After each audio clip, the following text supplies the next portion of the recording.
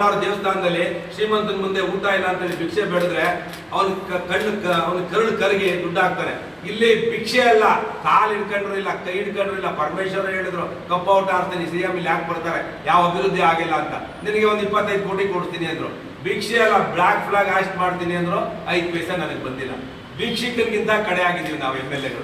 ಅಂತ ಪರಿಸ್ಥಿತಿಯಲ್ಲಿ ಸರ್ಕಾರ ಇದೆ. ಕಾಂಗ್ರೆಸ್ ಇನ್ಕ್ಲೂಡಿಂಗ್ ಪಾಪ ಅವರು ರೂಲಿಂಗ್ ಪಾರ್ಟಿ ಅವರೇ ಬಾಯ್ ಬಿಡ್ಕೊಂಡವ್ರು. ಅಯ್ಯೋ ಈ ಸರ್ಕಾರ ಯಾವಾಗ ಹೊರಟ ಗೊತ್ತದ.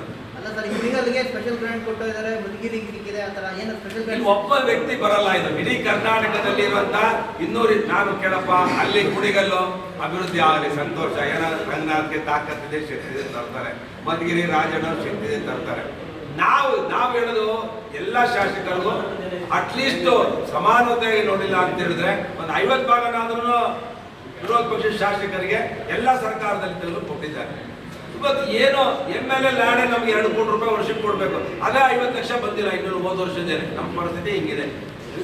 ಕ್ಷಣ ಕ್ಷಣದ ಸುದ್ದಿಗಾಗಿ ಅಮೋಕ್ ಟಿವಿ ಯೂಟ್ಯೂಬ್ ಚಾನೆಲ್ಗೆ ಸಬ್ಸ್ಕ್ರೈಬ್ ಮಾಡಿ ಹಾಗೂ ಬೆಲ್ ಐಕಾನ್ ಮೇಲೆ ಕ್ಲಿಕ್ ಮಾಡಿ. ಅಮೋಕ್ ಟಿವಿ ಎಂದೆಂದಿಗೂ ನಿಮ್ಮೊಂದಿಗೆ.